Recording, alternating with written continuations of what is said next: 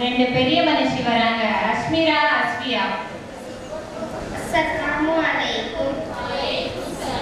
என்னதான் நடக்குதுங்க? மரியாதை நமக்கு இல்ல, பெருசுன்னு சொல்லுதுங்க, யோ என்று அழைக்குதுங்க. வயதான